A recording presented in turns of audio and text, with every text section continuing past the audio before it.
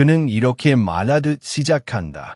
시편 23편은 너무도 익숙한 말씀이라고, 너무 자주 들었기에, 너무 많은 순간에 인용되었기에 이제는 그 말씀이 가진 깊이를 오히려 놓치고 있는지도 모른다고. 장례식장에서 이 시편을 들은 사람도 있을 것이다. 병실의 희미한 불빛 아래에서 이 말씀을 들은 사람도 있을 것이다. 삶의 가장 약한 순간, 더 이상 버틸 힘이 없다고 느껴질 때 누군가 조용히 읽어주었던 말씀이 바로 시편 23편이었을 것이다. 그래서 많은 이들은 시편 23편을 위로의 시로 기억한다. 눈물을 닦아주는 말, 슬픔을 잠시 달래주는 말, 고통을 잠깐 잊게 해주는 말로 여긴다. 그러나 그는 조심스럽게 말한다. 시편 23편은 단순히 사람의 마음을 어루만지는 위로의 문장이 아니라고. 이 시편은 삶을 다시 세우는 길의 언어라고. 주님은 나의 목자, 나는 아쉬울 것이 없어라. 이 문장은 감정이 만들어낸 문장이 아니다. 순간의 위안에서 나온 말도 아니다. 현실이 편안하고 삶이 안정되어 있을 때 자연스럽게 흘러나온 고백도 아니다. 이 고백을 남긴 다윗의 삶을 떠올려 보면 이 문장은 오히려 가장 불안정한 자리에서 태어났다. 그는 왕이었지만 도망자였고 선택받은 이였지만 끊임없이 쫓기는 사람이었다. 사람들의 찬사를 받던 순간보다 광야에서 홀로 밤을 지새우던 시간이 더 많았다. 배신을 경험했고 숨을 곳을 찾아 헤맸으며 자신의 생명이 언제 끝날지 모르는 불안 속에 살았다. 그런 삶의 한가운데서 그는 말했다. 주님은 나의 목자. 이 말은 상황에 대한 평가가 아니었다. 현실에 대한 설명도 아니었다. 그것은 삶의 주인을 다시 확인하는 고백이었다. 그는 자신이 어디에 있는지를 말하지 않았다. 대신 누가 자신을 이끌고 있는지를 말했다. 그것이 시편 23편의 출발점이다. 그래서 시편 23편은 삶이 무너지지 않았을 때 읽는 말씀이 아니라 삶이 흔들릴 때 다시 중심을 세우는 말씀이다. 사람은 삶이 안정될 때보다 흔들릴 때 더 많은 질문을 던진다. 왜 이런 일이 나에게 일어났는지, 왜 기도해도 상황이 바뀌지 않는지, 왜 믿음이 있는데도 마음은 여전히 불안한지. 시편 23편은 그 질문들의 논리적인 답을 주지 않는다. 대신 질문의 방향을 바꾼다.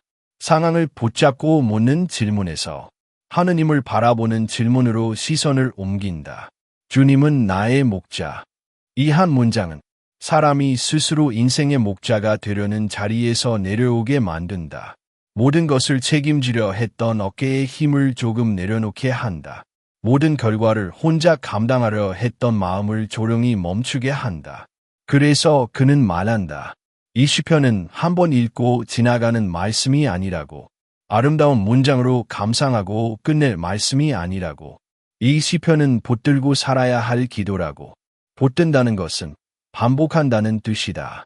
하루 한 번 읽고 잊어버리는 것이 아니라 삶의 호흡처럼 되뇌는 것이다. 아침에, 저녁에, 불안이 밀려올 때, 이유 없는 두려움이 생길 때, 다시 이 말씀으로 돌아오는 것이다. 그리고 그는 덧붙인다. 이 기도는 하루 이틀로 끝나지 않는다고.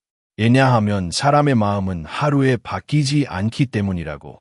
사람은 결심으로 변하지 않는다. 감동으로도 오래 변하지 않는다. 사람은 반복되는 방향에 의해 서서히 변한다. 그래서 21일이다. 21일은 기적의 숫자가 아니다. 특별한 공식이 숨겨진 기간도 아니다. 그러나 반복은 사람을 바꾼다. 같은 말씀을 같은 자리에서 같은 마음으로 붙들다 보면 어느 순간 말씀이 사람을 읽기 시작한다. 기도는 환경을 먼저 바꾸지 않는다. 기도를 시작했다고 해서 상황이 즉시 달라지지는 않는다. 문제가 사라지지 않을 수도 있고 고통은 여전히 남아 있을 수 있다. 그러나 기도는 먼저 사람의 시선을 바꾼다. 상황만 바라보던 눈이 서서히 하느님을 향하게 된다. 해결을 요구하던 입술이 신뢰를 고백하는 자리로 이동한다. 시편 23편을 21일 동안 붙드는 사람은 어느 날 문득 깨닫게 된다. 문제는 그대로인데 마음의 중심이 조금 달라졌음을. 불안은 여전히 있지만 그것이 삶을 지배하지는 못하고 있음을. 그는 말한다. 이것이 회복의 시작이라고. 눈에 띄는 변화가 아니라 삶의 방향이 다시 하느님을 향하는 것. 시편 23편은 고통을 제거하는 말씀이 아니라 고통 속에서도 길을 잃지 않게 하는 말씀이다. 그래서 이 시편은 오늘도 조용히 사람을 부른다. 위로받기 위해서가 아니라 다시 걸어가기 위해서, 그리고 그 길 위에서 회복의 기적은 이미 시작되고 있다. 많은 이들의 삶이 지치는 이유는 능력이 부족해서가 아니라고 그는 말한다. 사람들이 무너지는 이유는 대개 너무 약해서가 아니라 너무 많은 것을 혼자 짊어지고 있기 때문이라고. 그리고 그 근원을 따라가 보면 한 가지 공통된 자리에 이르게 된다고 말한다. 삶의 주인이 바뀌어 있다는 사실이다. 사람은 어느 순간부터 자신이 인생의 목자가 되어 버린다.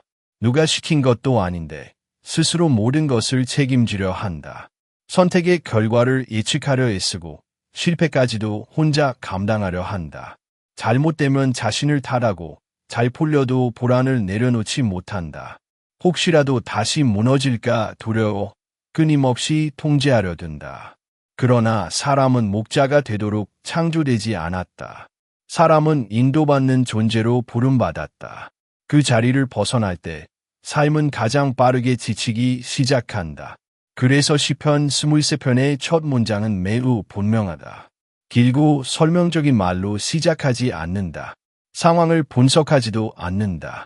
단 한 문장으로 삶의 질서를 다시 세운다. 주님은 나의 목자. 이 고백은 단순한 신앙 언어가 아니다. 습관적으로 외우는 문장도 아니다. 이 고백은 삶의 주인을 다시 자리에 모셔드리는 선언이다. 그는 이 고백을 위임이라고 부른다. 그러나 이 위임은 포기와 다르다. 책임을 내려놓고 아무것도 하지 않겠다는 태도가 아니다. 이 위임은 통제의 포기가 아니라 신뢰의 회복이다. 사람은 통제할 수 있을 때 안심한다고 생각한다. 그러나 실제로는 통제하려 할수록 더 불안해진다. 왜냐하면 삶은 결국 사람의 손에 있지 않기 때문이다. 기도하지 않아도 삶은 예측 불가능하고 기도한다고 해서 모든 것이 계산 가능해지는 것도 아니다. 그래서 시편 23편의 고백은 내가 할 수 있다는 말이 아니라 내가 맡긴다는 말이다. 21일 동안 이 문장을 붙드는 사람은 서서히 변화를 경험하게 된다고 그는 말한다. 그 변화는 겉으로 드러나는 성과가 아니다. 삶의 문제가 갑자기 사라지지도 않는다. 상황이 단번에 해결되지도 않는다. 그러나 기도 속에서 사람은 조금씩 달라진다. 기도하는 그는 더 이상 모든 것을 설명하려 하지 않는다. 왜 이런 일이 일어났는지, 왜 이렇게 힘든 시간이 계속되는지, 왜 기도해도 응답이 없는지 따지기보다 그저 하루하루를 맡기기 시작한다. 이 맡김은 체념이 아니다. 아무것도 기대하지 않는 무관심도 아니다. 오히려 더 깊은 신뢰의 표현이다. 설명을 듣지 못해도, 이유를 알지 못해도 함께 가고 계신 분을 믿는 것이다. 그리고 놀랍게도 삶이 즉시 쉬워지지 않는데도 마음은 조금씩 가벼워진다. 문제는 여전히 그 자리에 있는데 그 문제가 사람의 중심을 흔들지 못하게 된다. 그는 이것을 자리의 변화라고 설명한다. 하느님은 문제를 먼저 없애지 않으신다. 대신 문제를 바라보는 사람의 위치를 바꾸신다. 이전에는 사람이 문제의 한가운데 서 있었다면 기도를 통해 그는 한 발 뒤로 물러난다. 그리고 그 앞에 목자가 계신다. 문제보다 먼저 하느님을 바라보게 된다. 목자가 앞에 계시고 자신은 그분을 따르는 자리에 있을 때 삶은 다시 질서를 찾기 시작한다. 무질서하게 얽혀있던 생각들이 정돈되고 끝없이 이어지던 걱정이 잠시 멈춘다. 그는 강조한다. 이 변화는 갑작스럽지 않다고. 그래서 21일이 필요하다고. 사람의 마음은 단번에 방향을 바꾸지 않기 때문이다. 반복되는 고백 속에서 조금씩, 그러나 분명하게 이동한다. 주님은 나의 목자. 이 문장을 21일 동안 붙드는 사람은 어느 순간 깨닫게 된다.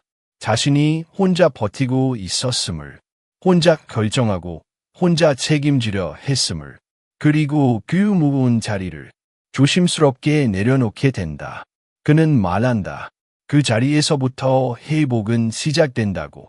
환경이 아니라 사람의 중심이 다시 하느님을 향할 때 삶은 다시 숨을 쉬기 시작한다고. 시편 23편의 첫 문장은 기도의 출발이 아니라 삶의 방향을 바로 세우는 기준이다. 그 기준 위에 서 있을 때 사람은 다시 걸을 수 있게 된다. 사람들은 회복을 말할 때 종종 극적인 장면을 떠올린다고 그는 말한다. 오랫동안 붙들고 있던 문제가 한순간에 해결되고 닫혀 있던 길이 갑자기 열리며 눈에 보이는 변화가 즉각적으로 나타나는 것을 기적이라 부른다. 그래서 많은 이들은 회복을 기다리면서도 마음 한편으로는 실망한다. 기도를 해도 상황이 그대로이기 때문이다. 시편 23편을 읽고 매일 기도하지만 삶은 여전히 바쁘고 문제는 여전히 해결되지 않은 채 남아있다. 그러다 보면 사람은 묻게 된다. 이 기도가 정말 나를 바꾸고 있는 것인지 아니면 그저 이 안을 반복하고 있는 것인지. 그러나 그는 조용히 고개를 저으며 말한다. 시편 23편이 말하는 회복은 사람들이 기대하는 방식과 전혀 다르다고. 시편 23편의 회복은 소란스럽지 않다. 천둥과 번개처럼 몰아치지 않는다. 사람들의 시선을 끌지도 않는다. 그 회복은 푸른 풀밭과 잔잔한 물가처럼 조용히 눈에 띄지 않게 다가온다. 푸른 풀밭은 특별한 장소가 아니다. 잔잔한 물가는 위대한 사건의 무대가 아니다. 그곳에는 설명할 만한 극적인 장면이 없다. 다만 쉬어도 되는 자리, 숨을 조금 길게 쉬어도 되는 공간이 있을 뿐이다. 21일 동안 시편 23편을 기도하는 사람은 어느 날 문득 이 변화를 알아차린다. 분명 어제와 같은 상황인데 예전 같으면 바로 불안해졌을 일 앞에서 조금 늦게 반응하고 있는 자신을 발견한다. 문제가 사라진 것은 아니다. 현실이 갑자기 부드러워진 것도 아니다. 그러나 마음이 즉시 요동치지 않는다. 생각이 한순간에 폭발하지 않는다. 감정이 이전처럼 곧바로 무너지지 않는다. 그는 이 순간을 매우 중요하게 여긴다. 왜냐하면 이것이 회복의 시작이기 때문이다. 사람은 보통 변화가 생기면 그것을 즉시 알아차릴 것이라 생각한다. 그러나 진짜 회복은 눈에 띄지 않게 시작된다. 마음 한가운데에 아주 작은 여백이 생기는 것으로부터 시작된다. 설명할 수는 없지만 분명 이전과는 다른 공간이다. 불안이 들어올 자리가 줄어들고 걱정이 머무는 시간이 짧아진다. 그는 말한다. 하느님은 사람을 소리로 고치지 않으신다고. 외침으로, 명령으로, 충격으로 바꾸지 않으신다고. 하느님은 조용함으로 사람을 고치신다고. 그래서 시편 23편에는 소리가 없다. 외침도 없고 긴 설명도 없다. 다만 인도하신다는 말, 쉬게 하신다는 말, 잔잔한 물가로 이끄신다는 말이 반복될 뿐이다. 잔잔한 물가로 이끄신다는 것은 삶의 속도를 늦추신다는 뜻이다. 사람은 속도가 빠를수록 자신을 잃는다. 해야 할 일에 쫓기고 결과에 매달리고 다음 선택을 고민하느라 지금의 마음을 돌볼 여유를 잃는다. 그러나 하느님은 급하게 사람을 몰아붙이지 않으신다. 먼저 멈추게 하신다. 그리고 쉬게 하신다. 이 쉼은 일을 하지 않는 시간이 아니다. 아무 생각도 하지 않는 상태도 아니다. 이 쉼은 존재로 돌아오는 시간이다. 무언가를 해내야 하는 사람이 아니라 하느님 앞에 서 있는 한 사람으로 다시 서는 시간이다. 그 속도 속에서 사람은 비로소 자기 자신을 다시 만난다. 그동안 얼마나 긴장하며 살아왔는지, 얼마나 많은 것을 혼자 감당하려 했는지, 얼마나 자신에게 쉼을 허락하지 않았는지를 조용히 깨닫게 된다. 그리고 그는 덧붙인다. 이 깨달음은 아프지 않다고, 오히려 따뜻하다고. 왜냐하면 그 깨달음은 정죄가 아니라 초래이기 때문이다. 이제 쉬어도 된다. 이제 내려놓아도 된다. 이제 나를 믿어도 된다. 시편 23편을 21일 동안 붙드는 사람은 어느 날 문득 알게 된다. 회복이란 더 강해지는 것이 아니라 더 부드러워지는 것임을, 더 빨라지는 것이 아니라 더 깊어지는 것임을. 푸른 풀밭과 잔잔한 물가는 문제를 해결하는 장소가 아니다. 그러나 그곳에서 사람은 문제보다 먼저 자기 자신을 회복한다. 그리고 그 회복된 마음으로 다시 삶을 마주할 수 있게 된다. 그는 말한다. 이것이 시편 23편이 말하는 회복이라고. 눈에 띄지 않지만 분명한 변화, 조롱하지만 깊은 변화, 그리고 무엇보다 오래 지속되는 변화라고. 그래서 시편 23편의 기도는 사람을 흥분시키지 않는다. 대신 사람을 가라앉힌다. 그리고 그 고요 속에서 하느님은 오늘도 조용히 사람의 마음을 새롭게 하고 계신다.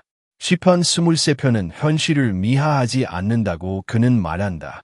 이 시편은 믿음이 있으면 고통이 사라진다고 말하지 않는다.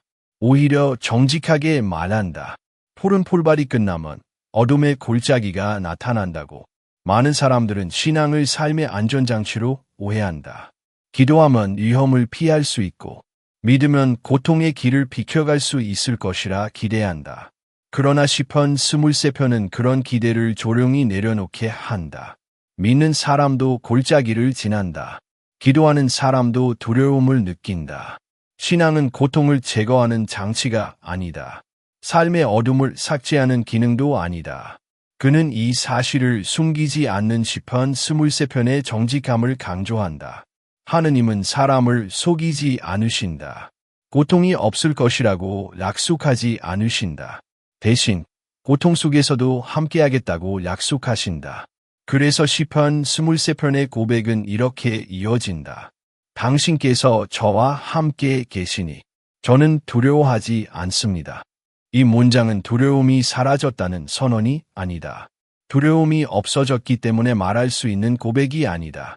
오히려 두려움 한가운데서 하는 고백이다. 두려움이 있지만 혼자가 아니라는 사실 때문에 완전히 무너지지 않는 상태. 그것이 시편 23편이 말하는 믿음의 자리다. 사람은 고통보다 고독 앞에서 더 쉽게 무너진다. 문제가 힘들어서가 아니라 그 문제를 혼자 감당하고 있다고 느낄 때 사람의 마음은 가장 깊이 무너진다. 그는 말한다. 시편 23편이 주는 가장 큰 은총은 문제의 제거가 아니라 동행의 확신이라고. 21일 동안 이 말씀을 붙드는 사람은 어느 순간 자신 안에 자리 잡은 변화를 느끼게 된다. 문제는 여전히 해결되지 않았는데 그 문제 앞에서 완전히 무너지지 않는 자신을 발견한다. 예전 같으면 생각이 끝까지 치달았을 상황에서 마음이 멈춘다. 불안이 몰려와도 그 불안이 전부가 되지 못한다. 왜냐하면 하느님이 설명을 주시지 않아도 함께 계신다는 확신이 생기기 때문이다. 사람은 설명을 요구한다. 왜 이런 일이 일어났는지, 언제 끝날 것인지, 어떤 의미가 있는지 알고 싶어 한다. 그러나 삶은 언제나 설명을 먼저 주지 않는다. 그럼에도 불구하고 함께 계신다는 확신은 설명보다 더 큰 힘을 가진다. 답이 없어도 견딜 수 있게 하고 이해하지 못해도 길을 잃지 않게 한다. 그는 이 확신이 말씀을 반복하는 기도 속에서 자라난다고 말한다. 하루 이틀로 생기지 않는다. 그래서 21일이다.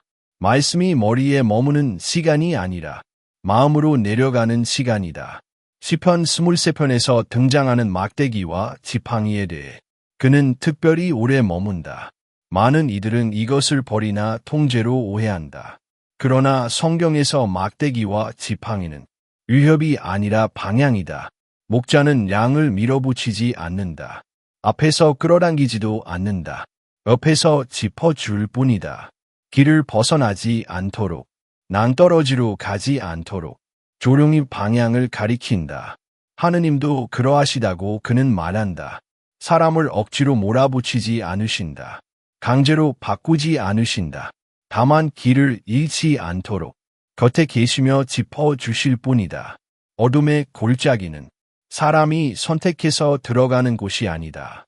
삶을 살다 보면 누구나 지나가게 되는 자리이다. 그러나 그 골짜기에서 혼자인 사람과 동행하는 사람이 걷는 모습은 전혀 다르다. 혼자인 사람은 어둠을 전부로 느낀다. 그러나 함께 걷는 사람은 어둠 속에서도 길을 찾는다.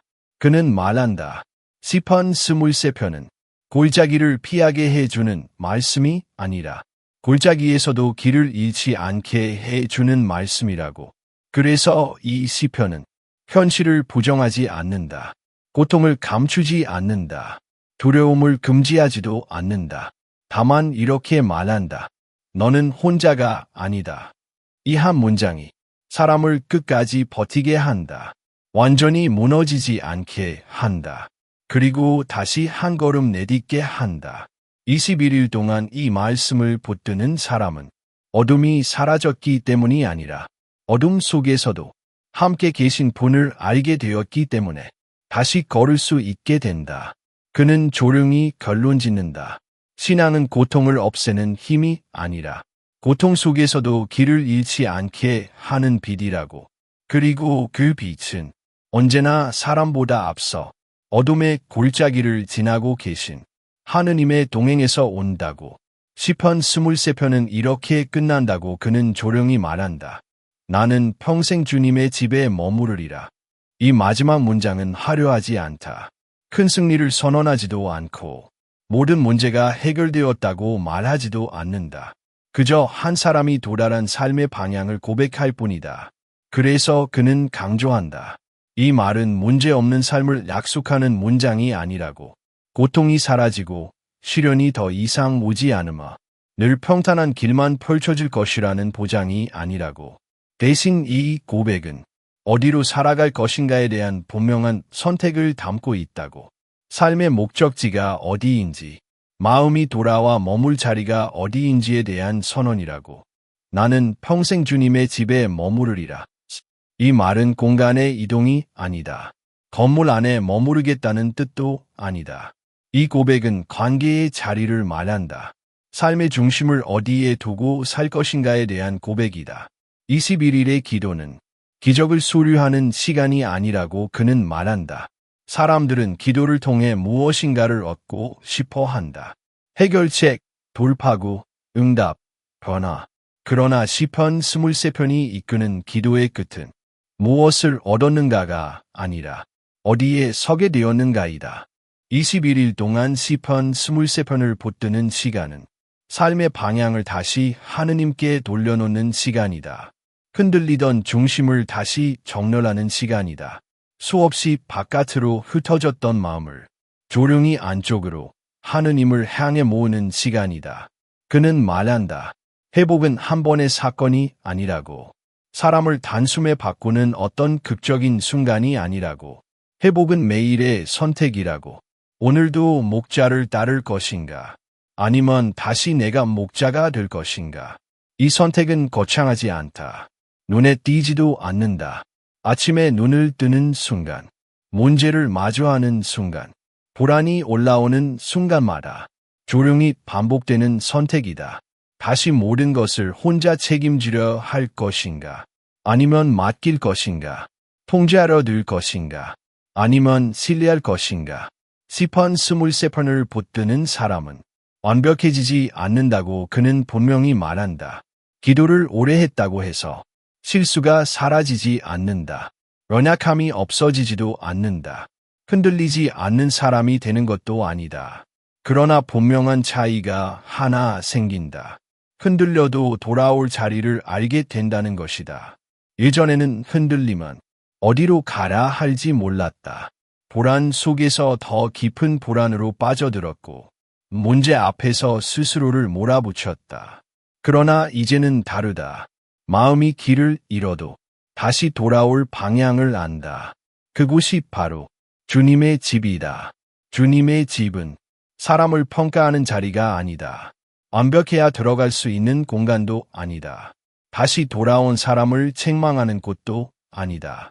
그곳은 지친 사람이 숨을 고르는 자리이고 흔들린 사람이 다시 중심을 찾는 자리이며 길을 잃었던 사람이 다시 방향을 확인하는 자리다.